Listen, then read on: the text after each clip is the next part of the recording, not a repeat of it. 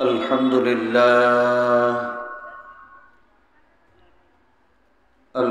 لله نحمده ونستعينه ونستغفره ونؤمن به ونتوكل عليه ونعوذ بالله من شرور أنفسنا ومن سيئات أعمالنا من يهده الله فلا مضل له ومن يضلل فلا هادي له ونشهد أن لا إله إلا الله وحده لا شريك له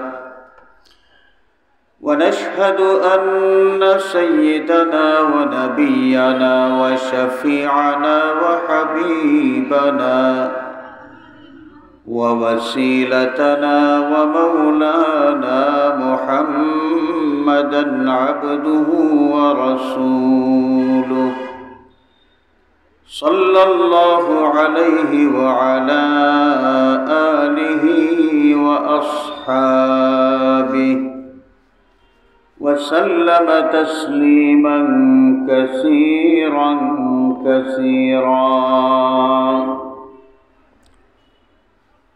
أما بعد فقد قال الله تعالى في كلامه القديم والفرقان الحميد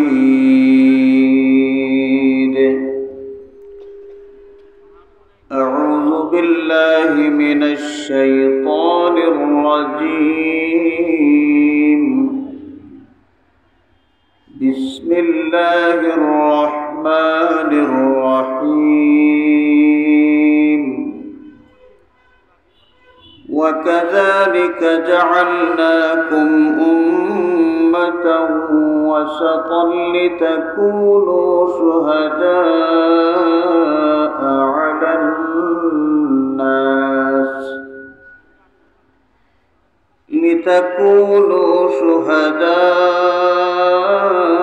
على الناس ويكون الرسول عليكم شهيدا وفي مقام آخر قال الله عز وجل فكيف إذا جئنا من كل أمة بشهيد وجئنا بك على هؤلاء شهيدا صدق الله مولانا العظيم وصدق رسوله النبي الأمين الحبيب الكريم وقال الله عز وجل في شان حبيبه مخبرا وآمرا إن الله وملائكته يصلون على النبي يا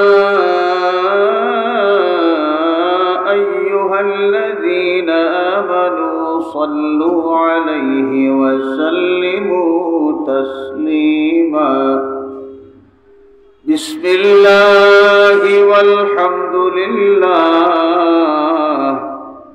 الصلاة والسلام عليك يا رسول الله بسم الله والحمد لله الصلاة والسلام عليك يا رسول الله اللهم صل على سيدنا مولانا محمد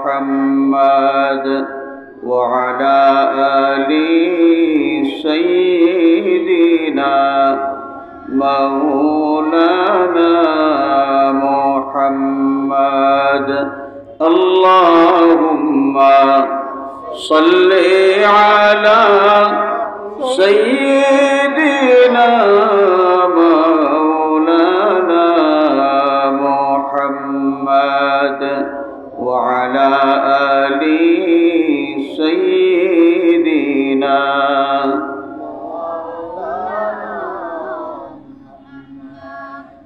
चमक उठा मुक़द्दर का सितारा आलमी यकदम, रखा जब फर्श पर पाए नबी दुर्रे बनी आदम। अल्लाहुम्मा सल्ली अला मौलाना मुहम्मद व अला आलि सय्यिदिना।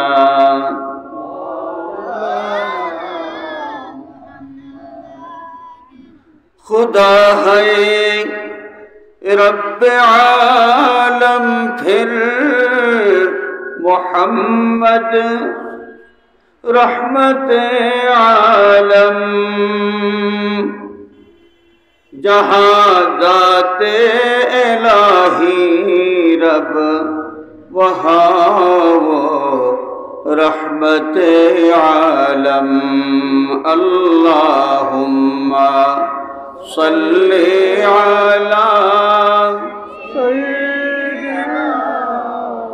मौलाना मुहम्मद व अला आलि सय्यिदिना।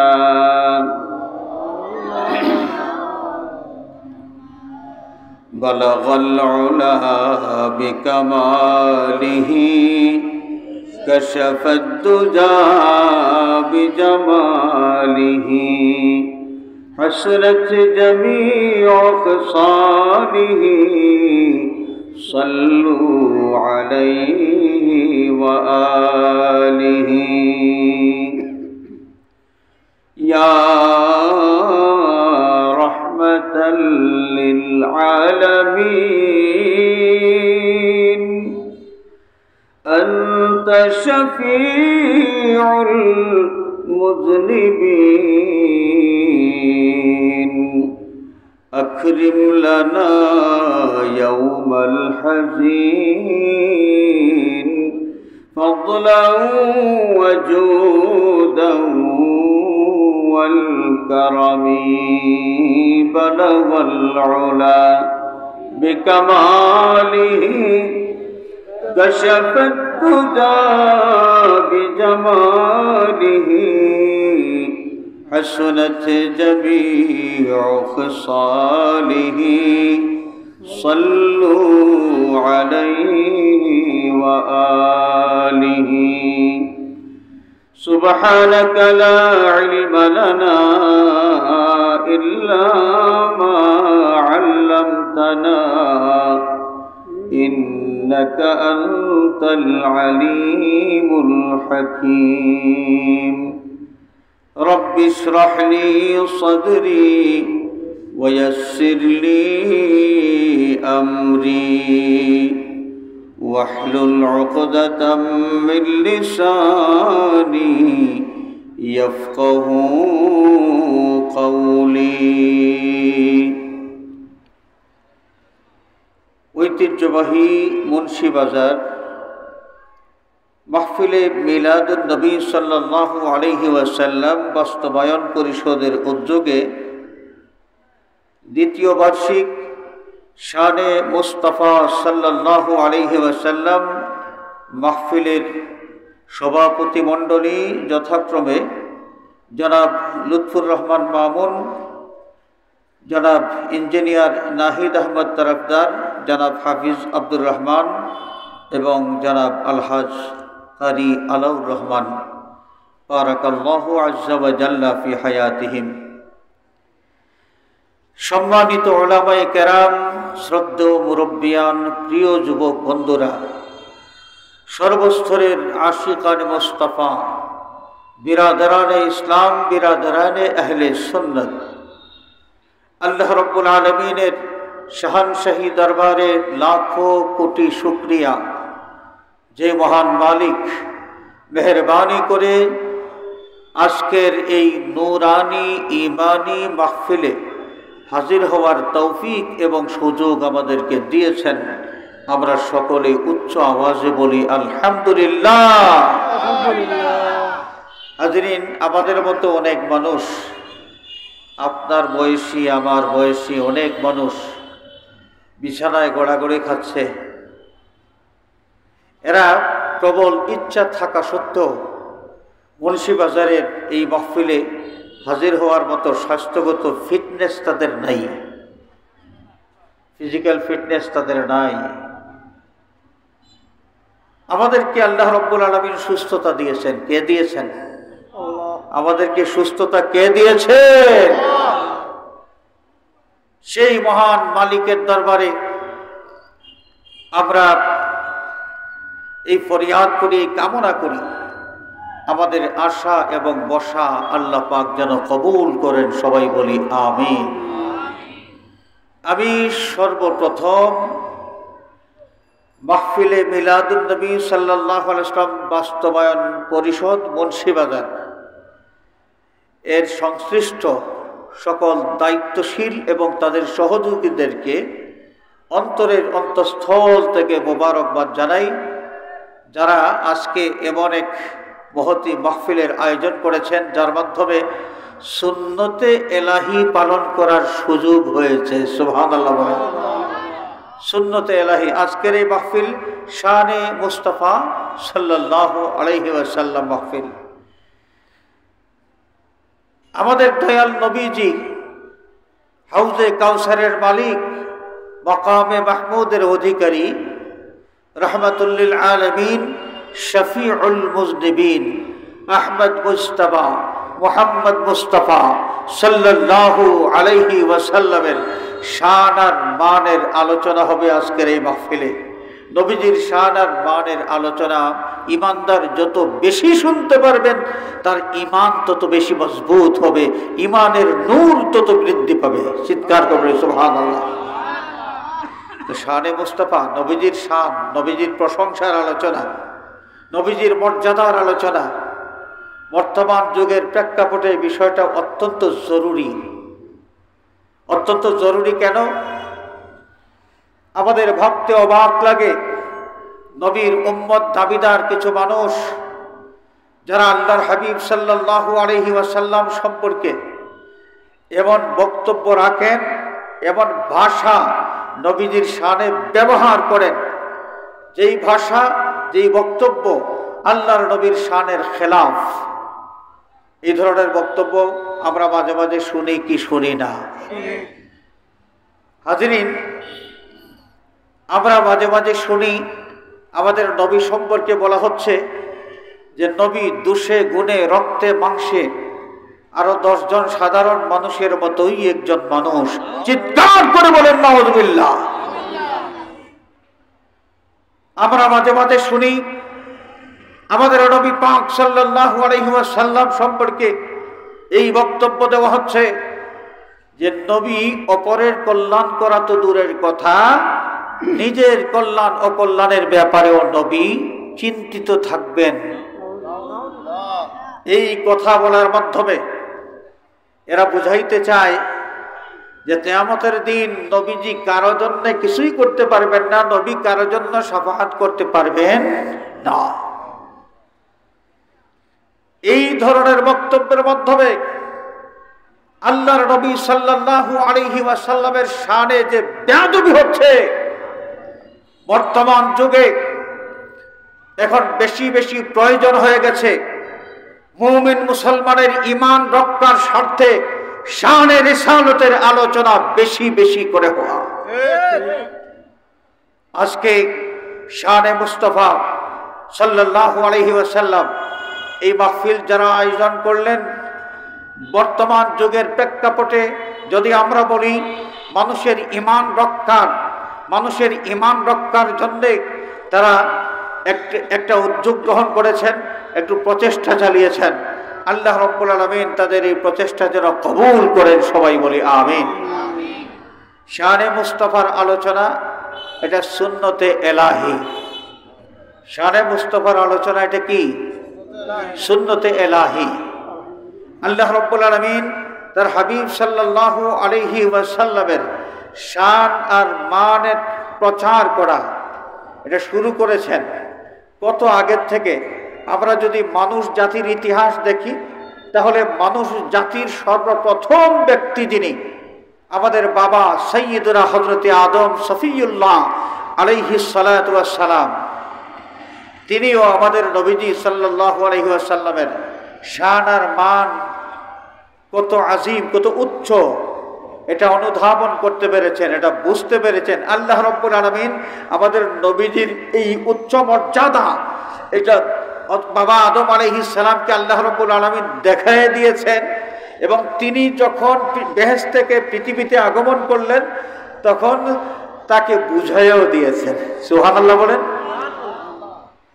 বাবা আদম আলাইহিস সালাতু ওয়াস সালাম পৃথিবীতে আসার পর তিনি কান্নাকাটি করলেন, তিনি কাঁদলেন, চোখের পানি ছাড়লেন, আল্লাহর কাছে দোয়া করলেন, তওবা করলেন। আল্লামা আবুল ফিদা ইমাদউদ্দিন ইসমাইল ইবনে কাসির রহমতুল্লাহি আলাইহি, তিনি আল বিদায়া ওয়ান নিহায়া যে অথেন্টিক ইতিহাস গ্রন্থ লিখেছেন, সেই ইতিহাসের মধ্যে একটা রিওয়ায়াত উল্লেখ করেছেন যে বাবা আদম আলাইহিস সালাতু ওয়াস সালাম বেহেশত থেকে পৃথিবীতে আসার পর তওবা করেছেন, চোখের পানি ছেড়েছেন, আল্লাহর কাছে কান্নাকাটি করেছেন ৩০০ বছর। কত বছর? ৩০০ বছর। অন্য কিতাবের মধ্যে, অন্য রিওয়ায়াতের মধ্যে ৩৬০ বছরের কথা আছে। বছরের পর বছর, শতাব্দীর পর শতাব্দী আমাদের বাবা আদম আলাইহিস সালাতু ওয়াস সালাম আল্লাহ রাব্বুল আলামিনের দরবারে চোখের পানি ছেড়ে কান্নাকাটি করেন। আল্লাহর পক্ষ থেকে কোনোদিন ঘোষণা আসে নাই যে আদম রে, তোমার দোয়া আমি কবুল করলাম, তোমার চোখের পানি আমি কবুল করলাম, এই ঘোষণা আসে নাই। ৩০০ বছর হয়ে গেছে, অথবা ৩৬০ বছর কান্নাকাটি করতেছেন। হঠাৎ করে আমাদের বাবা আদম আলাইহিস সালাতু ওয়াস সালামের একটি কথা মনে পড়ল। কোন কথা মনে পড়ল? যখন আল্লাহ রাব্বুল আলামিন তাকে সৃষ্টি করেছেন, জীবন দান করেছেন, তিনি জীবন পাওয়ার পর উপরের দিকে দৃষ্টি দিলেন, তাকায়ে দেখলেন আরশের প্রত্যেকটা পায়ায় পায়ায় লেখা লা ইলাহা ইল্লাল্লাহু মুহাম্মাদুর রাসূলুল্লাহ সাল্লাল্লাহু আলাইহি ওয়াসাল্লাম।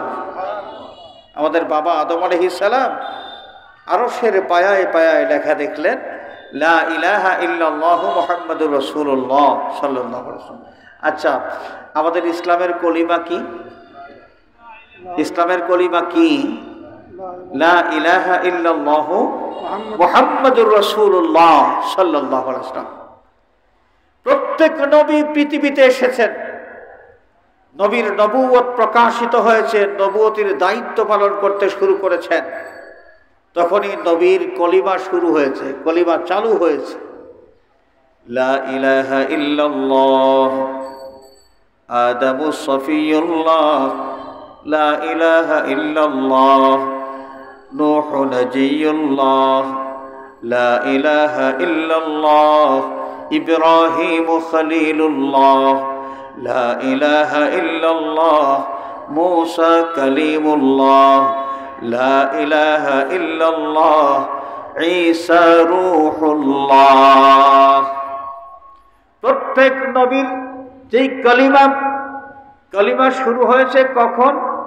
যে পৃথিবীতে আসার পর এই নবী যখন নবুয়তির দায়িত্ব পালন করতে শুরু করেছেন, তখন থেকে তার কলিমা শুরু হয়েছে। কিন্তু আল্লাহ পাক তার হাবিব সাল্লাল্লাহু আলাইহি ওয়াসাল্লামকে কতটুকু সম্মানিত করেছেন। তার হাবিবের উম্মতের যে কালিমা, এই কালিমা আরশের পায়ায় পায়ায় আল্লাহ পাক লিপিবদ্ধ করে রেখে দিয়েছেন। সুবহানাল্লাহ।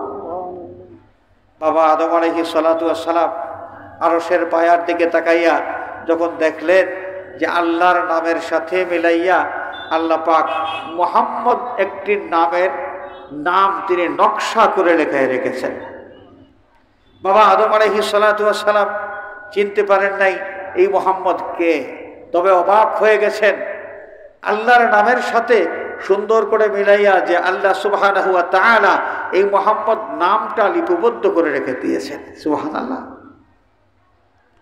হাজরিনে কেরাম, আরেকটা কথা প্রাসঙ্গিকভাবে বলতে হয়। আমরা মাঝে মাঝে শুনি আমাদের বাংলাদেশে কিছু ভাইরাল বক্তা, মানে ভাইরাল হওয়ার জন্য উদ্ভট কথাবার্তা না বললে ভাইরাল হওয়া যায় না, উদ্ভট কথাবার্তা বলতে হয়, বক্তব্য দিতে হয়। এমন পাগলামি একটা বক্তব্য দিয়েছেন এক ভদ্রলোক, যিনি এখন আর হেলিকপ্টার চড়ে প্রোগ্রাম করেন না, এখন রকেট চড়ে প্রোগ্রাম করতে তিনি পছন্দ করেন। একজন বক্তা আছে না, বক্তব্য দিয়ে বলে যে এখন আর হেলিকপ্টার ভাল লাগে না, রকেট চড়ে প্রোগ্রাম করেন, গাঁজাখুরি গল্প আর কি। তো যাই হোক, নাম বলবো না, যেহেতু ব্যক্তির বিরুদ্ধে কথা বলা আমার উদ্দেশ্য নয়। আমার কথা বলা উদ্দেশ্য তার বক্তব্য, যেই বক্তব্যটা ঐতিহাসিকভাবে প্রতিষ্ঠিত একটা সত্যের বিরোধী বক্তব্য, তার বক্তব্যের বিরুদ্ধে হচ্ছে আমার কথা। তিনি বক্তব্য দিয়েছেন লা ইলাহা ইল্লাল্লাহু মুহাম্মাদুর রাসূলুল্লাহ এক লাইনে যদি লেখা হয় তাহলে শিরিক হয়ে যায়। আমি চিৎকার করে বলেন নাউযুবিল্লাহ। সেই বক্তার পাগলামি বক্তব্য তো আমরা শুনলাম। এরপরে এই ইদানিংকালে আবার মাথা ছাড়া দিয়ে উঠেছে আমাদের বাংলাদেশে কিছু লোক আছে মাযহাব মানে না, লা মাযহাবী, নিজেদেরকে তারা আহলে হাদিস বা সলফি বলে পরিচয় দেয়। এরা আবার পরিষ্কারভাবে বলে দিয়েছে যে লা ইলাহা ইল্লাল্লাহু মুহাম্মাদুর রাসূলুল্লাহ, অথবা আল্লাহু একদিকে মুহাম্মাদু আরেক দিকে। অনেক সময় আছে না, মসজিদের মেহরাবের ডান দিকে আল্লাহু, বাম দিকে মুহাম্মাদু, এইভাবে সমান স্কেলে যদি আল্লাহ এবং মুহাম্মদ এই দুইটা নাম লেখা হয় তাহলে নাকি শিরিক হয়ে যায়। হাজিরিন কেরাম, আমাদের বাবা আদম আলাইহিস সালাতু ওয়াস সালাম বেহেশতের পায়ায় পায়ায় যে কালিমা দেখলেন, সেখানে লা ইলাহা ইল্লাল্লাহু মুহাম্মাদুর রাসূলুল্লাহ সাল্লাল্লাহু আলাইহি ওয়াসাল্লাম এক লাইনে লেখা ছিল। কয় লাইনে?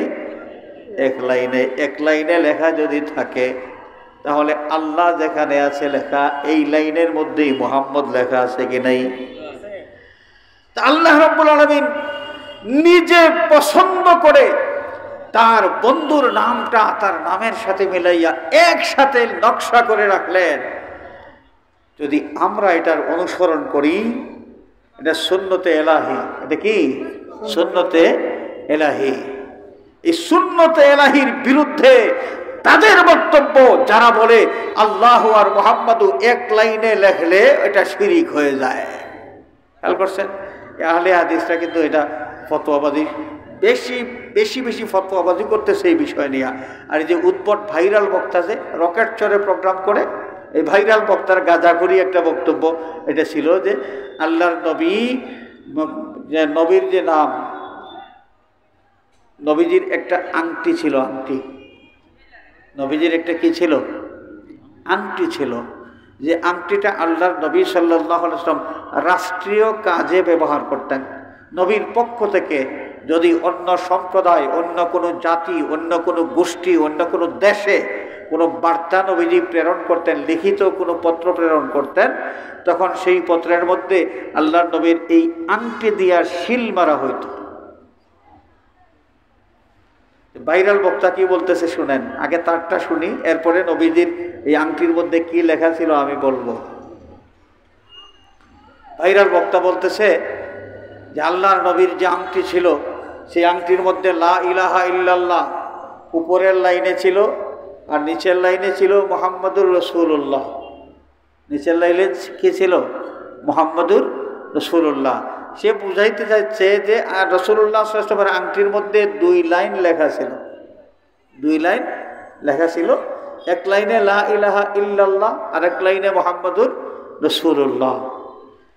জাহিলে মুরাক্কাব আর কাকে বলে লোকটা কিছুই জানে না, না জেনে সম্পূর্ণরূপে মন গড়া বক্তব্য চালিয়ে দিয়েছে। আর আমরাও তো ভাইরাল বক্তা যাদের বক্তব্যের ভিউ বেশি হয়, মনে করি সে যাই বলে তাই সত্য বলে, অথচ এই ভাইরাল বক্তা যা বলেছে একদম ডাহা মিথ্যা কথা। নবীর আংটি সম্পর্কে সে কিছুই জানে না, মিথ্যা একটা বক্তব্য দিয়ে ফেলেছে।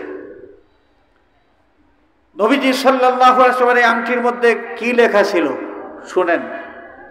হাদিস শরীফের কিতাবের মধ্যে আছে, ইতিহাসের কিতাবের মধ্যে আছে।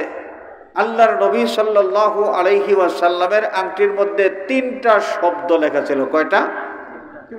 কয়টা শব্দ? সে বলেছে 2টা লাইন, 2টা লাইনে 2টা বাক্য। এটা মিথ্যা। দলিল দ্বারা প্রমাণিত নবীজির আংটির মধ্যে শব্দ ছিল মাত্র 3টা। এখানে লা ইলাহা ইল্লাল্লাহ লেখা ছিল না, ছিল শুধু মুহাম্মাদুর রাসূলুল্লাহ, মুহাম্মাদুর রাসূলুল্লাহ সাল্লাল্লাহু আলাইহি ওয়াসাল্লাম। আংটি, একটা আংটি ছোট জিনিস না বড় জিনিস? ছোট জিনিস। তো ছোট জিনিসের মধ্যে যদি এই 3টা শব্দ এক লাইনে লিখতে হয়, সম্ভব হয় না। তখন এই 3টা শব্দ 3 ভাবে, প্রথমে মুহাম্মদ সাল্লাল্লাহু আলাইহি ওয়াসাল্লাম নিচের দিকে, মাঝখানে একটু পাশাপাশি সোজা, উপর নিচ নয়, একটু ডান বাম করা। মুহাম্মদ সাল্লাল্লাহু আলাইহি ওয়াসাল্লাম, মুহাম্মদ এই শব্দটা আংটির নিচের দিকে ডান দিকে, আর রাসূল এর উপরে বাম দিকে একটু বাম ঘেঁষা, আর আল্লাহ এই শব্দটা ছিল উপরে একটু ডান দিকে। এই ছিল আল্লাহর নবী সাল্লাল্লাহু আলাইহি ওয়াসাল্লামের আংটি। তাহলে আংটির মধ্যে শব্দ কয়টা ছিল? 3টা। এক লাইনে লেখা ছিল? এক লাইনে কি লেখা ছিল? 3টা শব্দই মিলে হয়েছিল মুহাম্মাদুর রাসূলুল্লাহ, মুহাম্মাদুর রাসূলুল্লাহ সাল্লাল্লাহু আলাইহি ওয়াসাল্লাম। এই লোক বলতেছে লা ইলাহা ইল্লাল্লাহ এক লাইনে, আর মুহাম্মাদুর রাসূলুল্লাহ আর এক লাইনে নবীর আংটির মধ্যে লেখা ছিল। গাঁজাখুরি গল্প করে, গাঁজাখুরি গল্প এগুলো। তো যাই হোক, আমাদের বাবা আদম আলাইহিস সালাতু ওয়াস সালাম বেহেশতের পায়ায় পায়ায় লেখা দেখলেন লা ইলাহা ইল্লাল্লাহু মুহাম্মাদুর রাসূলুল্লাহ সাল্লাল্লাহু আলাইহি ওয়াসাল্লাম।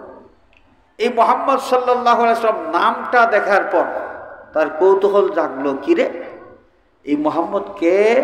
যে আল্লাহ এত যত্ন করে তার নামের সাথে এই নামটা সুন্দর করে নকশা করে রেখেছেন আরশের পায়ায় পায়ায়। বাবা আদম আলাইহিস সালাতু ওয়াস সালামকে বেহেশতে দেওয়া হবে। বেহেশতে নেওয়ার জন্য আসলেন 10 জন ফেরেশতা। কয়জন? 10 জন ফেরেশতা।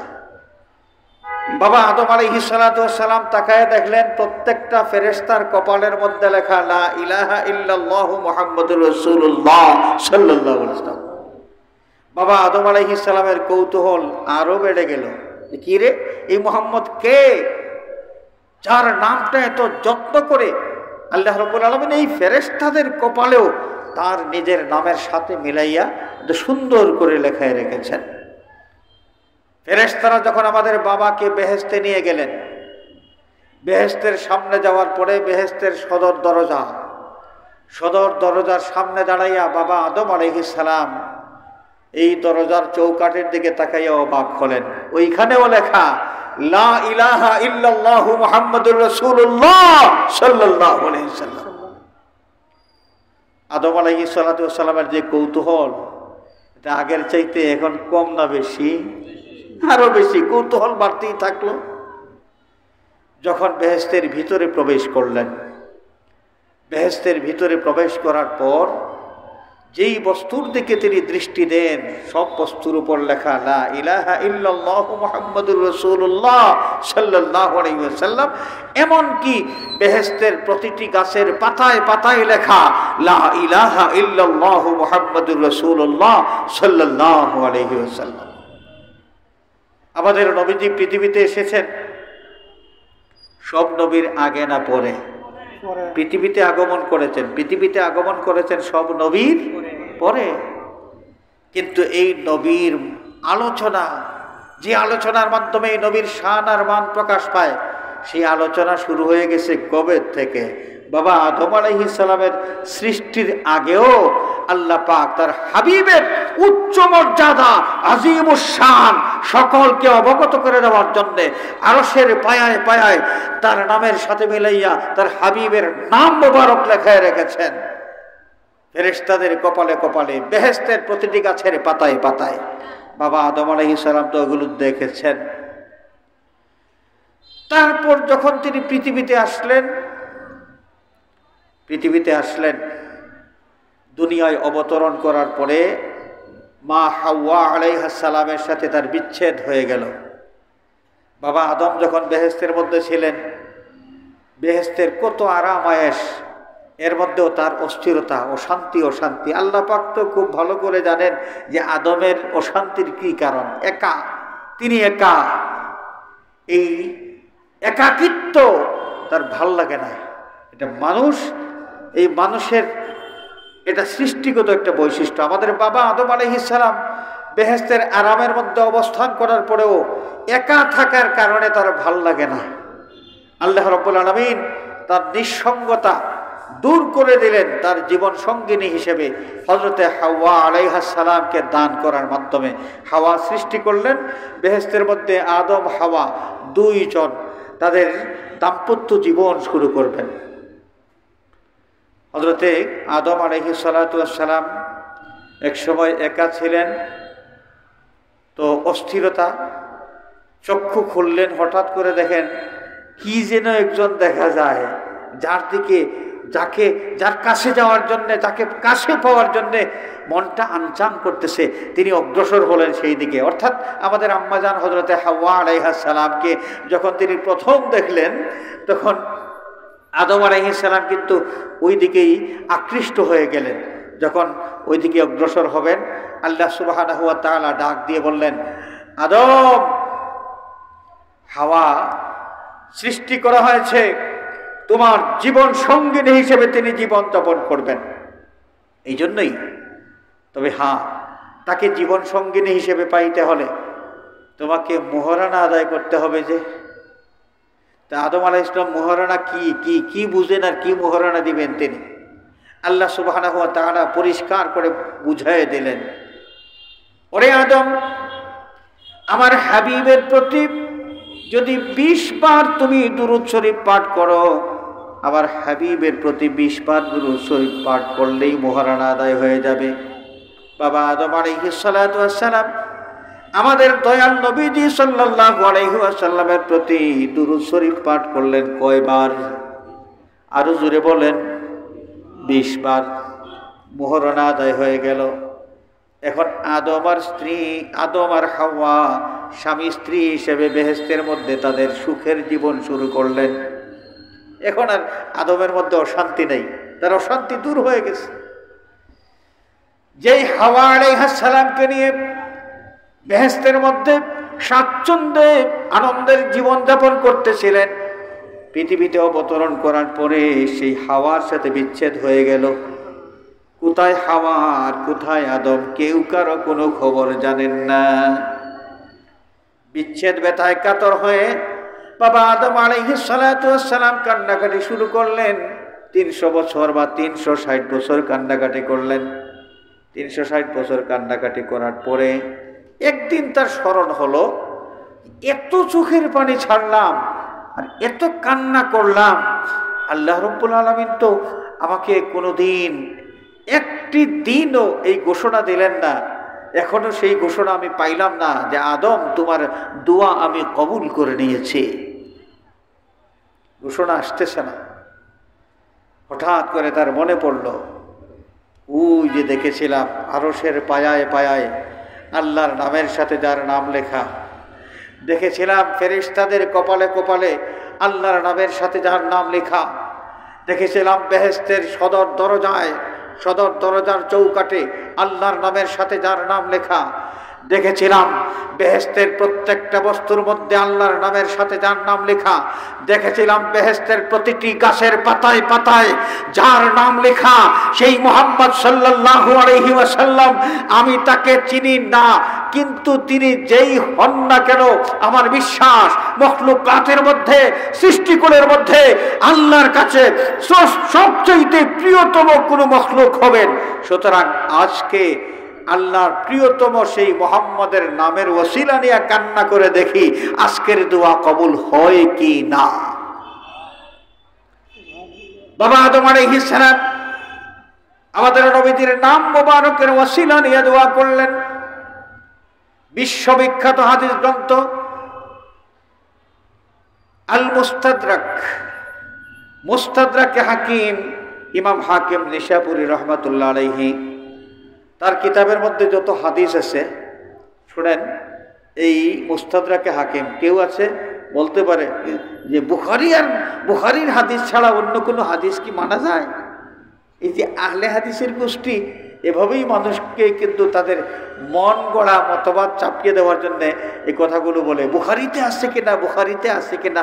আরে বাবা, এই পৃথিবীতে হাজার হাজার হাদিস গ্রন্থের মধ্যে একখানা গ্রন্থ মাত্র সহিহুল বুখারী, এছাড়া বাকি হাজার হাজার হাদিস গ্রন্থ সব কিছু কি ভুয়া? সব কিছু কি ভুয়া? সব মিথ্যা? আল মুস্তাদরাক ইমাম হাকিম রহমাতুল্লাহ আলাইহি এই কিতাবের মধ্যে কোন হাদিস এনেছেন আমরা এটা জানতে পারলে বুঝতে পারবো যে মুস্তাদরাকে হাকিমের ওজন কত। ইমাম বুখারী, ইমাম মুসলিম রাহিমাহুমাল্লাহ তারা কোনো হাদিস গ্রহণ করার ক্ষেত্রে কিছু নীতি নির্ধারণ করেছিলেন। এই নীতি অনুসারে তারা হাদিস গ্রহণ করেছেন এবং তাদের কিতাবের মধ্যে তারা সংকলন করেছেন। এই নীতি অনুযায়ী সমস্ত হাদিস তারা সংগ্রহ করতে পারেন নাই, কারণ তৎকালীন যুগে বর্তমান যুগের মতো যাতায়াত ব্যবস্থা এত সহজ ছিল না। ট্রেনের রাস্তা বা দ্রুতগামী যে পরিবহনের রাস্তা এগুলো তৎকালীন যুগে ছিল না। ছিল উটের রাস্তা, পায়ে হাঁটা, উটে চড়া, সর্বোচ্চ ঘোড়ায় চড়া। তো ঘোড়ায় চড়ে আর পৃথিবীর কতটুকু সফর করতে পারবেন? উটে চড়ে আর কতটুকু সফর করতে পারবেন? তাদের সাধ্যের মধ্যে যতগুলো অঞ্চলে যাওয়া সম্ভব ছিল ততগুলো অঞ্চলে গিয়েছেন। কারো কাছে কোনো হাদিস আছে কিনা জানার চেষ্টা করেছেন, থাকলে ওই হাদিসটা তাদের নীতি অনুযায়ী গ্রহণযোগ্য কিনা তারা যাচাই করে দেখেছেন। গ্রহণযোগ্য মনে করলে তখনই সেই হাদিসটা সংগ্রহ করেছেন এবং তাদের কিতাবের মধ্যে উল্লেখ করেছেন। কিন্তু তাদের যাওয়ার বাহিরে অনেক অঞ্চল ছিল যেখানে তারা যাইতে পারেন নাই, অথচ ওই জায়গাগুলোতে হাদিস ছিল। ইমাম হাকিম নিশাপুরী রহমাতুল্লাহ আলাইহি তিনি ওই অনেকগুলো হাদিস, যে হাদিসগুলো বুখারী শরীফের মধ্যে নাই, মুসলিম শরীফের মধ্যে নাই, ওই হাদিসগুলো তালাশ করতে শুরু করলেন। তালাশ করে একত্রিত করলেন এবং ইমাম বুখারী আর মুসলিমের শর্ত মোতাবেক নীতি অনুযায়ী এই হাদিসগুলো গ্রহণযোগ্য কি না, অর্থাৎ ইমাম বুখারী আর মুসলিম যদি এই হাদিস পাইতেন তাহলে তারা এই হাদিস তাদের কিতাবে উল্লেখ করতেন কি না। যদি দেখতেন তাদের নীতি অনুযায়ী এই হাদিস বুখারী পাইলে তার কিতাবের মধ্যে উল্লেখ করতেন, কিন্তু তিনি পান নাই, ওই এলাকায় সফর করার সুযোগ পান নাই। ইমাম মুসলিম রহমাতুল্লাহ আলাইহি ওই এলাকায় সফর করতে পারেন নাই, সুতরাং এই হাদিস ইমাম মুসলিমের কিতাবের মধ্যেও নাই।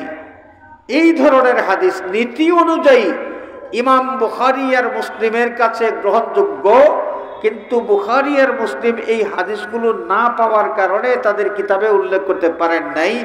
এমন মানসম্পন্ন হাদিসগুলো একত্রিত করে ইমাম নিশাপুরী রহমাতুল্লাহ আলাইহি এই গ্রন্থ রচনা করেছেন, যার নাম হলো আল মুস্তাদরাক।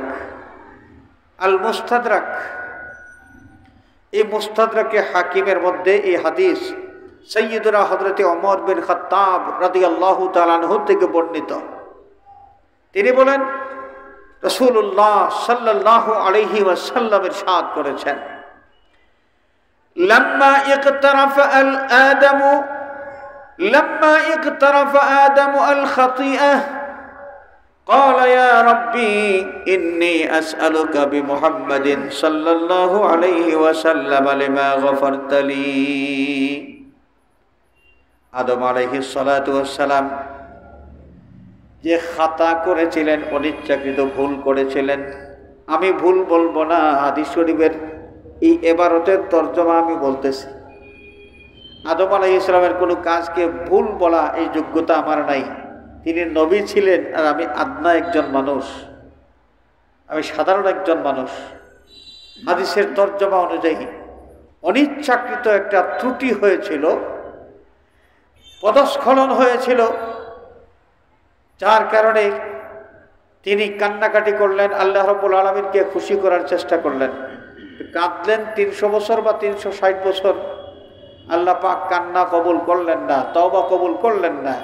শেষ পর্যন্ত তিনি কি করলেন, একদিন দোয়া করলেন, আল্লাহুম্মা ইন্নী আসআলুকা বিমুহাম্মাদিন সাল্লাল্লাহু আলাইহি ওয়াসাল্লাম লিমা গফারতা লি। ওগো আল্লাহ, এত কান্নাকাটি করলাম, আমার কান্না তুমি কবুল করো নাই, আমার তওবা তুমি কবুল করো নাই। আজকে মুহাম্মদ সাল্লাল্লাহু আলাইহি ওয়াসাল্লাম এই নাম মোবারকের ওসিলা নিয়া তোমার কাছে আমি হাত বাড়াইলাম। আল্লাহ মুহাম্মদ নামের ওসিলায় আমার আজকের কান্না, আজকের ফরিয়াদ, আজকের তওবা তুমি কবুল করে নাও। আল্লাহ রাব্বুল আলামিন তার হাবিবের নাম মোবারক শুনলেন, নাম মোবারকের ওসিলা তিনি শুনলেন। আদমের দুয়ার মধ্যে প্রশ্ন করলেন, আদম কাইফা আরাফতা মুহাম্মাদান ওয়া লাম আখলুকহু। আদম রে, আমার বন্ধু মুহাম্মদ সাল্লাল্লাহু আলাইহি ওয়াসাল্লাম যে নাম তুমি উচ্চারণ করেছো ওসিলা হিসাবে, যেই নামের ওসিলা নিয়ে আমার কাছে আজকে দোয়া করেছো, এই মুহাম্মদকে তোমার বংশ থেকে আমি পৃথিবীতে পাঠাবো, মানব রূপে পাঠাবো, সেটা তো অনেক দেরি আছে। এই মুহাম্মদকে তুমি কেমনে চিনতে পারলে যে আজকে তার নামের ওসিলা নিয়ে আমার কাছে দোয়া করেছো?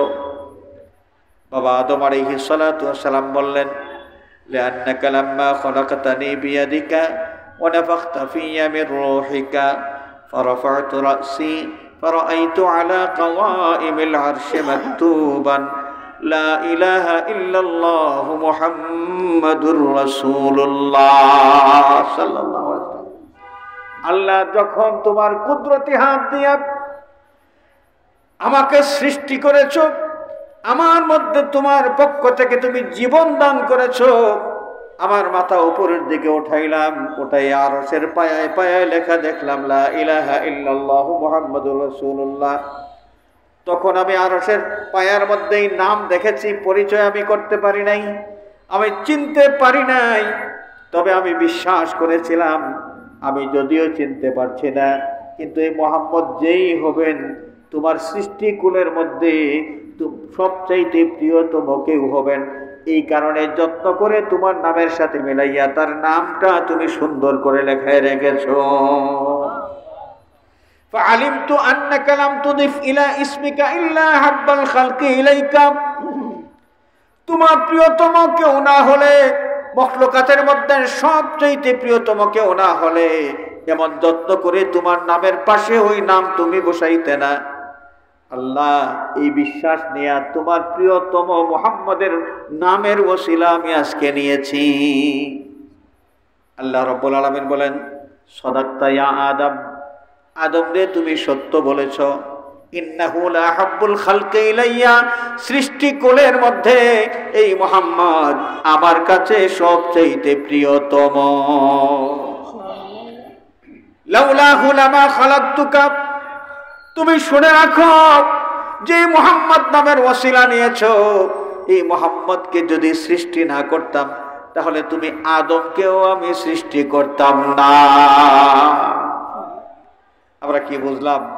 আমাদের নবীজি সাল্লাল্লাহু আলাইহি ওয়াসাল্লাম কত উচ্চ মর্যাদা সম্পন্ন মানুষ জাতির ইতিহাস যার মাধ্যমে শুরু হয়েছে, সেই প্রথম মানুষ সাইয়্যিদুনা হযরত আদম আলাইহিস সালাতু ওয়াস সালাম থেকে শানে রিসালাতের আলোচনা মানুষ জাতির মধ্যে শুরু করে দিয়েছেন যিনি, তিনি হচ্ছেন কে? আরো জোরে বলেন কে? শানে রিসালাতের আলোচনা মানব মণ্ডলীর মধ্যে চালু করেছেন, শুরু করেছেন আল্লাহ। এই কারণে শানে রিসালাতের মাহফিল যতটা হয় সবগুলো হলো সুন্নতে ইলাহির মাহফিল। কিসের মাহফিল? সুন্নতে ইলাহির মাহফিল। আজকে এমন একটা মুবারক মাহফিলে আমরা বসতে পেরেছি। হাজিরিনে কেরাম, আমাদের নবীজি সাল্লাল্লাহু আলাইহি ওয়াসাল্লামের শান আর মান প্রকাশ করার জন্য আল্লাহ সুবহানাহু ওয়া তাআলা কত ব্যবস্থা গ্রহণ করেছেন শোনেন। মেরাজ রজনীতে যখন নবী পাক সাল্লাল্লাহু আলাইহি ওয়াসাল্লামকে নিয়া জিবরিল আমিন আলাইহিস সালাম এবং তার সাথী হযরতে মিকাইল আলাইহিস সালাম আরো এক দল ফেরেশতা রওনা করেছেন। বুরাকের মধ্যে আমাদের নবীজি তার সাথে হযরতে জিবরিল আমিন মক্কা শরীফ থেকে রাতের সফর, জমিনের সফর যাকে ইসরা বলা হয়, এই ইসরা মসজিদে হারাম থেকে বাইতুল মুকাদ্দাস পর্যন্ত, বাইতুল মুকাদ্দাস থেকে মেরাজ শুরু হলো, ঊর্ধ্বলোকে গমন। এই পৃথিবীর থেকে উপরের দিকে যাওয়ার পথে প্রথম আসমানের দুয়ারটা বন্ধ ছিল, তারপর দুয়ার খোলা হলো, তারপর দ্বিতীয় আসমান, তারপর তৃতীয় আসমান, চতুর্থ, পঞ্চম, ষষ্ঠ, সপ্তম আসমান। কয়টা আসমান? টোটাল কয়টা? সাবআ সামাওয়াত। আল্লাহ পাক সৃষ্টি করেছেন 7 আসমান। দুনিয়ার আসমানের দুয়ার বন্ধ, এমনি করে 7টা আসমানের দুয়ারই কি বন্ধ। আপনারা বলুন, জিবরিল আমিন আমাদের নবীজিকে মেরাজে নিয়ে যাওয়ার জন্য এসেছেন তার নিজের ইচ্ছায় না আল্লাহর হুকুমে? জিবরিলকে কে পাঠিয়েছেন? আল্লাহ। আল্লাহ রাব্বুল আলামিন মেহমান নেওয়ার জন্য বাহন পাঠাইলেন বুরাক, এবং তার প্রতিনিধি পাঠাইলেন সম্মানের সাথে যেন তার হাবিবকে নেওয়া হয়। জিবরিল আমিন, মিকাইল আলাইহিস সালাম, ফেরেশতার দল, এরা রওনা করেছেন। আল্লাহ রাব্বুল আলামিন সব জানেন কি জানেন না? দেখেন কি দেখেন না? তো মেহমান আসতেছেন, আপনার বাড়িতে মেহমান আসবেন, রওনা করেছেন মৌলভীবাজার থেকে মুন্সিবাজারে আপনার বাড়ি, আপনার বাড়িতে মেহমান আসবেন। আপনার বাড়িতে এই সামনের যে সীমানা দেয়াল আছে ওইখানে গেট একটা, তারপর ঘরের মধ্যে গেট আর একটা। গেট সব কয়টা কি তালা দিয়ে রাখবেন না গেট খুলে রাখবেন? আপনি জেনেছেন যে মৌলভীবাজার থেকে মেহমান রওনা করেছেন, আপনার প্রতিনিধিও তার সাথে আছেন, আপনি কি গেট তালা মেরে রাখবেন না খোলা রাখবেন? আল্লাহ রাব্বুল আলামিন, যেই আল্লাহ সামিউন বাসীরুন আলিমুন খাবীরুন, আল্লাহ পাক সব কিছু খুব ভালো করে দেখেন, সব শোনেন, সব কিছু জানেন, সব কিছুর খবর রাখেন। সেই আল্লাহ তার হাবিবকে নেওয়ার জন্যে জিবরিল আমিন পাঠাইলেন, ফেরেশতার দল পাঠাইলেন, তারা রওনা করেছেন। আবার আল্লাহ এটা দেখেন কি দেখেন নাই? তো দেখতেছেন মেহমান আসতেছেন, গেট খোলা রাখবেন না? গেট বন্ধ। গেট কি বন্ধ? জিবরিল আমিন তিনি গেলেন দরজায়, কারাআল বাব, হাদিস শরীফের মধ্যে এসেছে, জিবরিল আমিন ওই আসমানের দুয়ারের মধ্যে খটখট খটখট শব্দ করলেন। ভিতর থেকে প্রশ্ন আসলো, মানবিল বাব, দুয়ারে কে খটখটাও? জিবরিল আমিন পরিচয় দিলেন, আমি জিবরিল। আপনি একা না কেউ আছেন? না, আমি একা নই, আমি এসেছি আরশে মুআল্লার মেহমানকে নিয়ে। তিনি কি আসার কথা? বলে হ্যাঁ, আল্লাহ রাব্বুল আলামিন দাওয়াত করেছেন তার আরশে মুআল্লায় ওই তার বন্ধু আখিরি জামানার নবী মুহাম্মদ সাল্লাল্লাহু আলাইহি ওয়াসাল্লামকে নিয়ে যাওয়ার জন্য তিনি আছেন। দরজা খুলে দেওয়া হলো। দ্বিতীয় আসমান, ওইখানেও একই অবস্থা, ওইখানেও একই অবস্থা, দুয়ার বন্ধ। জিবরিল আমিন দরজায় খটখট খটখট শব্দ করলেন। ভিতর থেকে দারওয়ান প্রশ্ন করলেন, মানবিল বাব, মান কারাল বাব, দরজা কে খটখটাও? জিবরিল পরিচয় দিয়েছেন। প্রথম আসমানে যেভাবে প্রশ্ন করা হয়েছিল, দ্বিতীয়, তৃতীয়, চতুর্থ, পঞ্চম, ষষ্ঠ, সপ্তম প্রত্যেকটা আসমানের দুয়ারের কাছে যাওয়ার পরে একইভাবে প্রশ্ন করা হয়েছে এবং একইভাবে উত্তর দেওয়া হয়েছে। জিবরিল আমিন যে উত্তর দিলেন, সেই উত্তর থেকে আসমানের বাসিন্দা যারা, এই আসমানের বাসিন্দারা এটা জানতে পারলেন যে আখেরি জামানার নবী যিনি, তিনি আল্লাহর দাওয়াতি মেহমান হয়ে আরশে মুআল্লার দিকে রওনা করেছেন। এই পৃথিবীতে কত নবী, কত রসুল আগমন করেছেন, কোন নবী রসুলের ভাগ্যে এমন সম্মানের সফর নসিব হয় নাই। আখেরি জামানার নবীকে আল্লাহ রাব্বুল আলামিন যেভাবে সম্মানের সফর করাইছেন, সুবহানাল্লাহ। হাজিরিন কিরাম, এই আসমানের দুয়ারগুলো কেন বন্ধ ছিল, এর উত্তর খোঁজার জন্য ওলামায়ে কেরাম, মুহাদ্দিসিনে কেরাম গবেষণা করেছেন। গবেষণা করে তারা যেই তথ্য আবিষ্কার করলেন সেটা হলো, আসমানের দুয়ার 7টাই যদি খোলা থাকতো, তাহলে জমিন থেকে সোজা 7 আসমান পাড়ি দিয়া আখেরি জামানার নবী, আল্লাহর বন্ধু উপরে চলে যেতেন। এমন একটা সফর করতেছেন যেই সফরটা অন্য কোনো নবী রসুলের ভাগ্যে জুটে নাই। এই সম্মানের কথাটা এই 7 আসমানের বাসিন্দা কেউ জানতো না।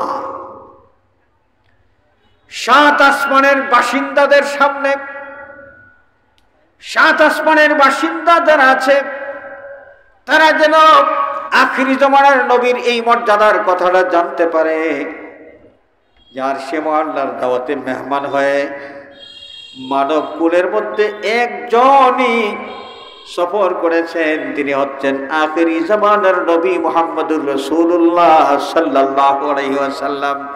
আল্লাহ পাক তার হাবিবের শান আর মান প্রচার করার জন্য, প্রকাশ করার জন্য মেরাজ রজনীতে 7 আসমানের দরজা বন্ধ রেখেছিলেন। প্রশ্ন এবং উত্তরের পরে দরজা খুলে দেওয়া হয়েছে। আমরা কি বুঝলাম? নবীর শান আলোচনা আল্লাহর পছন্দের একটা কাজ। আল্লাহ পাক পছন্দ করেন, মহব্বত করেন তার হাবিবের শানের আলোচনা করতে। অথচ কমবক নবক হারাম কিছু মানুষ আছে, দুনিয়ার সব সহ্য করতে পারে, নিজের দলের আমিরের নামের আগে 10টা লকব লাগাইল, 10টা লকব লাগাইল, তার কিচ্ছু যায় আসে না।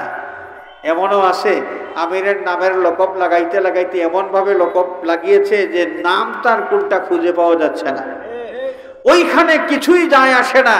কিন্তু আল্লাহর নবী সাল্লাল্লাহু আলাইহি ওয়াসাল্লামের শানে, নবীর শান প্রকাশক কোন শব্দ ব্যবহার করলে কমবখতের গোষ্ঠী ওইখানেই শিরিকের গন্ধ তালাশ করতে থাকে।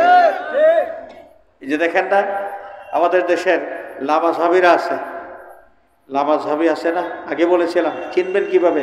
দেখবেন পুরুষ মানুষ যখন মহিলাদের মতো বুকে হাত দিয়ে নামাজ পড়ে, বুঝবেন এরাই তারা। এরাই কি? তারা।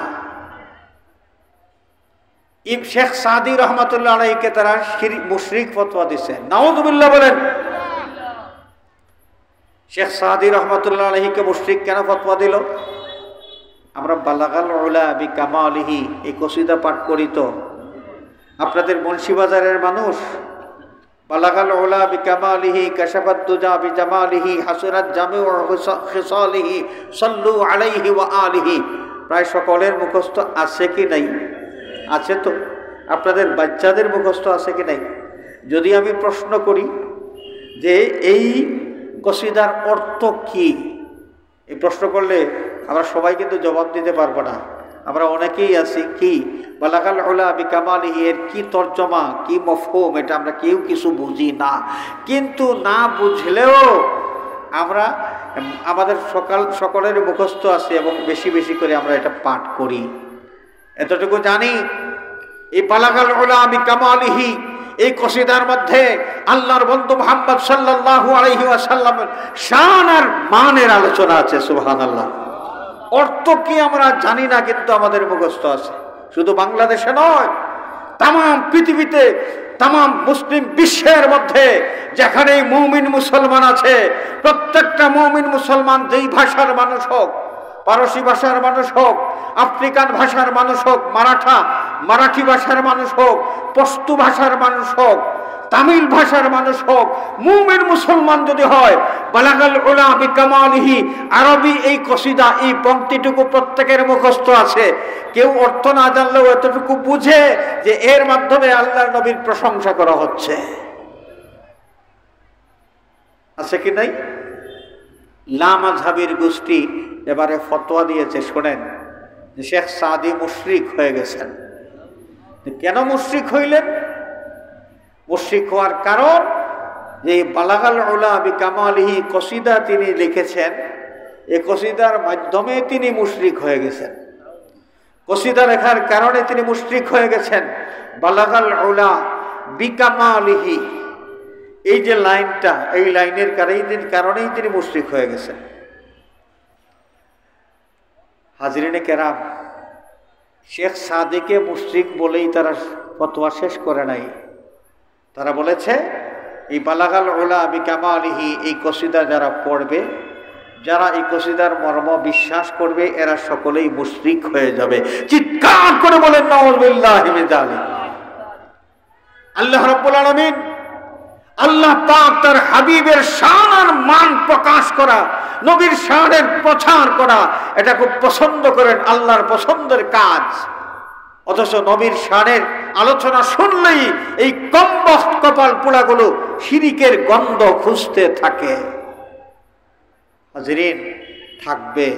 এই ধরনের লোক না থাকলে কিয়ামত কেমনে হবে? কিয়ামত হওয়া লাগবে না? কিয়ামত কেমনে হবে? শুনেন, রাসূলুল্লাহ সাল্লাল্লাহু আলাইহি ওয়াসাল্লামের একখানা হাদিস, যে কিয়ামতের আগে গোটা পৃথিবীর প্রত্যেকটা ঘর হবে মুসলমানের ঘর। কি হবে? পৃথিবীর যত ঘর থাকবে, ঘর বাড়ি, সব মুসলমানের বাড়ি, অমুসলিম কেউ থাকবে না। কিয়ামতের আগে এটা হবে। কিন্তু কিয়ামতের আগে হবে। পৃথিবীতে একটি বাড়িও ইহুদির বাড়ি খুঁজে পাওয়া যাবে না, খ্রিস্টানের বাড়ি খুঁজে পাওয়া যাবে না, হিন্দুর বাড়ি খুঁজে পাওয়া যাবে না, বৌদ্ধের বাড়ি খুঁজে পাওয়া যাবে না, জৈনের বাড়ি খুঁজে পাওয়া যাবে না। যত ধর্ম আছে, কোনো ধর্মের অনুসারী কোনো মানুষ থাকবে না। গোটা বিশ্ব জুড়ে প্রতিটি ঘরে ঘরে যারা থাকবে, সবাই থাকবে মুসলমান। সবাই কি থাকবে? মুসলমান। কিয়ামতের আগে এটা হবে। এরপরে আল্লাহর নবী সাল্লাল্লাহু আলাইহি ওয়াসাল্লাম একখানা হাদিস শরীফের মধ্যে উল্লেখ করেন যে দুনিয়ার সব জায়গায় মসজিদ থাকবে। আখেরি জামানায় এমন একটা সময় আসবে, মসজিদ থাকবে, মসজিদ ভর্তি মুসল্লি থাকবে। মসজিদ ভর্তি কি থাকবে? মুসল্লি থাকবে।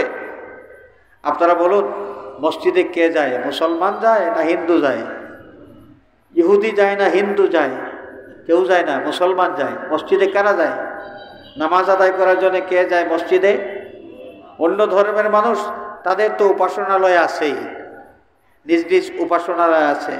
হিন্দুদের আছে, বৌদ্ধদের আছে, খ্রিস্টানদের আছে, ইহুদিদের আছে, নিজ নিজ উপাসনালয় আছে। মুসলমানরা যেখানে নামাজ আদায় করেন, ওই জায়গার নাম হলো মসজিদ। মসজিদে কে যাবে? মুসলমান। নবীজি বলেন, সর্বশেষ আমি কথাটা শেষ করি, ঠিক আছে? শুধু ইনডোর সাউন্ড, ঠিক আছে? আল্লাহর নবী বলেন, মসজিদগুলো ভর্তি থাকবে মুসল্লি, ওয়ালাইসা মিনহুম মুমিনুন, কিন্তু এদের মধ্যে একজনও ইমানদার থাকবে না, সব থাকবে বেঈমান। আল্লাহু আকবার, আল্লাহু আকবার।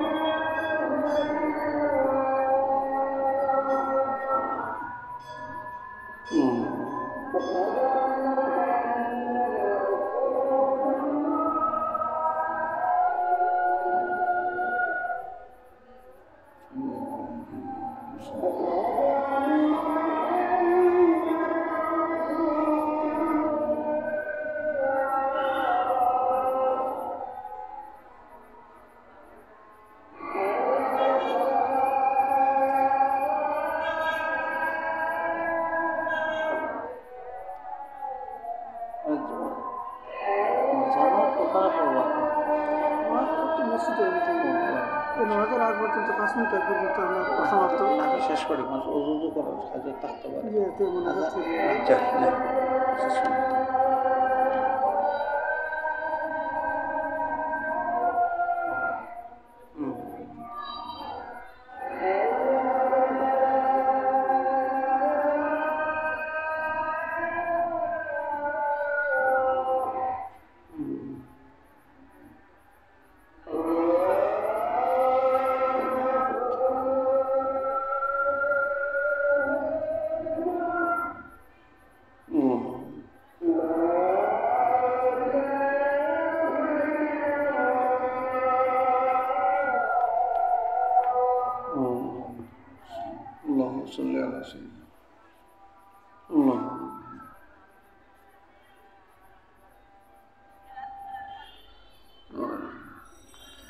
তো হাজরিনে কেরাম, আমার কথা আমি এখানেই শেষ করব। আল্লাহ নবী এরশাদ ফরমান যে আখেরি জামানায় পৃথিবীর মসজিদগুলো মুসল্লিতে ভরপুর থাকবে, ঠাসা থাকবে, মুসল্লি কানায় কানায় পরিপূর্ণ থাকবে। ওয়ালাইসা মিনহুম মুমিনুন, এদের মধ্যে একজনও ইমানদার থাকবে না। মুসলমান থাকবে কিন্তু ইমানদার থাকবে না। শরীয়তের আমল করবে কিন্তু ভিতর ফাঁকা, ভিতর সদরঘাট, তাদের কলবের মধ্যে ইমান থাকবে না। মুসলমান হইলে কি জান্নাতে যাওয়া যাবে? রাসূলুল্লাহ সাল্লাল্লাহু আলাইহি ওয়াসাল্লামের যে শান আর মান বরদাস্ত করতে পারে না, এটা নবীজির যুগেও কিছু লোক ছিল, বর্তমান যুগেও আছে। এরা যদি না থাকে তাহলে কিয়ামত কেমনে হবে? এই এদের মধ্যেই আমরা চলাফেরা করব, নিজেদের ইমান ঠিক রাখব। এরা যদি কোনো মানুষকে বিপদগামী করার চেষ্টা করে আমরা প্রতিরোধ করে তুলব। এরা যেন নিরীহ সাধারণ মুসলমানকে পথহারা করতে না পারে, পথহারা করতে না পারে। আমি আশা করি জামানার মুজাদ্দিদ আল্লামা ফুলতলি সাহেব কিবলা রহমাতুল্লাহি আলাইহির সন্তান, জিসমানি সন্তান তো আছেনই, রুহানি সন্তানও, যেখানেই একজন থাকবেন সেই জায়গায় যদি এই ভণ্ড প্রতারকেরা ইমানদারদের ইমান হরণ করার চেষ্টা করে তাহলে প্রতিরোধ করে তুলবেন। আমরা রাজি আছি কিনা? শানের সালাতের জন্য আমরা যে কোনো ধরনের ত্যাগ স্বীকার করব। আমাদের মুর্শিদ কিবলা এই শিক্ষাটা আমাদের জন্য রেখে গিয়েছেন। নিজের গায়ের তাজা রক্ত দিয়ে তিনি প্রমাণ করে গিয়েছেন, যার উপর নিষ্ঠুর নির্যাতন করা হলো আল্লামা ফুলতলি সাহেব কিবলা রহমাতুল্লাহ আলাইহির উপর। কি কারণে? কারণ তো কিছুই ছিল না রে ভাই। কারোর সাথে জায়গা জমিন নিয়ে কোনো দ্বন্দ্ব ছিল না, মামলা মোকদ্দমা কিছুই ছিল না। কারণ একটাই ছিল, তিনি শানে রিসালাতের আলোচনা করতেন, তিনি মিলাদ কিয়ামের কথা বলতেন। কোরআনে কারীমের একটা হরফ পরিবর্তন করার একটা চক্রান্ত চলছিল, যে কোরআন শরীফের হরফ রক্ষা করার জন্য তিনি আন্দোলন সংগ্রাম করেছেন। আজমতে সাহাবা প্রতিষ্ঠা করার, মানুষকে বোঝানোর জন্য সংগ্রাম করেছেন। আহলে সুন্নাত ওয়াল জামাতের যে আকীদা, এই আকীদা মানুষকে বোঝানোর জন্য, মানুষের মধ্যে আহলে সুন্নাত ওয়াল জামাতের আকীদা প্রতিষ্ঠিত করে দেওয়ার জন্য তিনি আন্দোলন সংগ্রাম করেছিলেন। এই ছিল জালিমদের কাছে তার অপরাধ। এই অপরাধে নির্মম নির্যাতন তারা করেছে, এক পর্যায়ে লাশ মনে করে ফেলে রেখে গিয়েছিল। হযরত নূহ আলাইহিস সালাতু ওয়াস সালাম ৯৫০ বছর তিনি সাধনা করেছেন। তার কওমের মানুষ মারতে মারতে লাশ মনে করে ফেলে রাখত, আবার আল্লাহ রাব্বুল আলামিন তাকে সুস্থ করে দিতেন, আবার তিনি কাজ শুরু করতেন। এটা নতুন নয়, সত্য পথের কাজ করতে গেলে এইভাবে নির্যাতনের শিকার হয়েছেন আম্বিয়ায়ে কেরাম। আমাদের নবী আল্লাহর বন্ধু, তিনিও রক্ত দিয়েছেন, এবং আমাদের মুর্শিদ কিবলা তিনিও এই জমিনে রক্ত দিয়া আমাদেরকে শিক্ষাটা দিয়ে গেছেন যে তোমরা তোমাদের ঈমান রক্ষার জন্যে হুব্বে রাসূলের এই ঝান্ডা, আহলে সুন্নাত ওয়াল জামাতের আকীদার ঝান্ডা উড্ডীন করে রাখার জন্যে প্রয়োজনে তোমাদের রক্ত দিতে তোমরা প্রস্তুত থাকবে। আমরা প্রস্তুত থাকবো তো ইনশাআল্লাহ। শানে মুস্তাফা সাল্লাল্লাহু আলাইহি ওয়াসাল্লাম উপলক্ষে শানে মুস্তাফা সাল্লাল্লাহু মাহফিল, যে মাহফিলের আয়োজক মাহফিলে মিলাদুন নবী বাস্তবায়ন পরিষদ মুন্সিবাজার, আল্লাহ পাক আমাদের ভাইদের এই কোশিশ যেন কবুল করে উত্তম জাযা দান করেন। এই মুন্সিবাজারের ঐতিহ্যবাহী মুন্সিবাজারের ব্যবসায়ী বৃন্দ, ব্যবসায়ী ভাইয়েরা, তারা এই মাহফিলে সহযোগিতা করেছেন। অনেক নবী প্রেমিক এই মাহফিলে সহযোগিতা করেছেন। এদের প্রত্যেকের এই কোশিশ কবুল করে আল্লাহ পাক তার হাবিবের ওসিলায় প্রত্যেকের দুনিয়া আখিরাত যেন উজালা করে দেন। সবাই বলি আমিন। ওয়া আখিরু দাওয়ানা আনিল হামদুলিল্লাহি রাব্বিল আলামিন। সাল্লাল্লাহু আলা সাইয়্যিদিনা মাওলানা মুহাম্মদ ওয়া আলা আলিহি ওয়া সাহবিহি আল্লাহুম্মা আমিন। আলহামদুলিল্লাহি রাব্বিল আলামিন। والصلاة والسلام على سيدنا ومولانا محمد وآله وأصحابه وأهل بيته أجمعين. رب اغفر لي ولوالدي وارحمهما كما ربياني صغيرا. رب ارحمهما كما ربياني صغيرا. ربنا اغفر لنا ولإخواننا الذين سبقونا بالإيمان ولا تجعل في قلوبنا غلا للذين آمنوا ربنا إنك رؤوف رحيم. اے اللہ মেহেরবানি করে আজকের আজিমুশান শানে মুস্তাফা সাল্লাল্লাহু আলাইহি ওয়াসাল্লাম মাহফিল আউয়াল থেকে আখির পর্যন্ত কবুল ফরমাও। আল্লাহ এই মাহফিলের সওয়াবের হাদিয়া সোনার মদিনায় তোমার হাবিবের খেদমতে পৌঁছায়া দাও।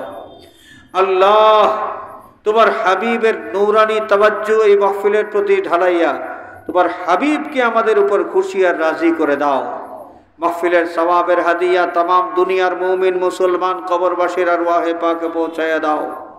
বাবা শাহজালাল শাহ পরান শাহ মুস্তাফা মুর্শিদুনা সাইয়্যিদুনা আল্লামা ফুলতলি সাহেব কিবলা রহমাতুল্লাহি আলাইহি সহ পৃথিবীর যেখানেই তোমার যত ওলিয়া আরাম করেছেন तमाम আউলিয়া কেরামের আরওয়াহে পাকে পৌঁছায়া দাও। আয় আল্লাহ বৃহত্তর মুন্সিবাজার এলাকার तमाम মুর্দেগানের আরওয়াহে পাকে সওয়াবের হাদিয়া পৌঁছায়া দাও। আল্লাহ এর ওসিলায় আমাদের तमाम জিন্দেগীর গুনাহ খাতা মাফ ফরমাও। বাকি জিন্দেগি তোমার গোলামের হক আদায় করার তৌফিক দাও। আল্লাহ আমাদের জিন্দা মুর্দা মা বাবার প্রতি রহম ফরমাও। আমাদের জিন্দা মুর্দা মা বাবার প্রতি রহম ফরমাও। রব্বিরহামহুমা কামা রব্বায়ানি সগীরা। হে আল্লাহ তোমার হাবিবের জিন্দা মুর্দা तमाम উম্মতকে মাফ ফরমাও। এই এলাকার तमाम মুর্দেগানের কবরগুলোকে বেহেশতের বাগান বানিয়ে দাও। तमाम কবরস্থানের উপর রহমতের ঝড়ি জারি করে দাও। আল্লাহ আমাদের মধ্যে অসুস্থ যারা তোমার কুদরতি দওয়াখানা থেকে শিফায়ে কামিলা আজিলা ইনায়াত ফরমাও। আল্লাহ তোমার কুদরতি দওয়াখানা থেকে শিফায়ে কামিলা দিলে। আল্লাহুম্মা আনতা শাফি লা শিফাআ ইল্লা শিফাউকা শিফাআন লা ইউগাদিরু সাকামা। আল্লাহুম্মা ইয়া শাফিয়াল আমরাদ ইশফি মারদানা। আল্লাহ ব্যবসায়ী ভাইদের ব্যবসার মধ্যে খয়র আর বরকত এনায়েত ফরমাও। আসমানি জমিনি আফাত মাসাইব থেকে तमाम ফিতনা থেকে আমাদের এই মুন্সি বাজারকে তুমি সব সময় হেফাজতে রেখো। আল্লাহ আয় আল্লাহ আমাদের জান মাল ইজ্জত तमाम তোমার হাওয়ালা করলাম। পীর মুর্শিদ উস্তাদ যারা হায়াতে আছেন হায়াতের মধ্যে আরো বরকত দাও। মুর্শিদে বরহক হযরত বড় সাহেব কিবলা দামাত বারাকাতুহুল আলিয়া তার সুস্থতা সহ দীর্ঘ হায়াত কামনা করছে। মাওলা আমাদের মাথার উপরে ছায়া হিসেবে তোমার ওলিকে আরো বহুত বহুত দিন আমাদের মাথার উপরে বাকি রাখো। আল্লাহ যারা কবরবাসী হয়ে গেছেন গরিকে রহমত ফরমাও, দরজাত বুলন্দ ফরমাও। বিল খুসুস মুর্শিদুনা সৈয়দুনা আল্লামা ফুলতলি সাহেব কিবলা রহমতুল্লাহি আলাইহির দরজাত বুলন্দ ফরমাও। তোমার ওলি সারা জীবন আমাদের জন্য যত দোয়া করে গেছেন আমাদের হকে तमाम দোয়াকে তুমি কবুল ফরমাও। সাল্লাল্লাহু আলা সাইয়্যিদিনা মাওলানা মুহাম্মাদিন ওয়া আলিহি ওয়া আসহাবিহি আজমাইন ওয়ালহামদুলিল্লাহি রাব্বিল আলামিন। আমিন। আসসালামু আলাইকুম। আলহামদুলিল্লাহ।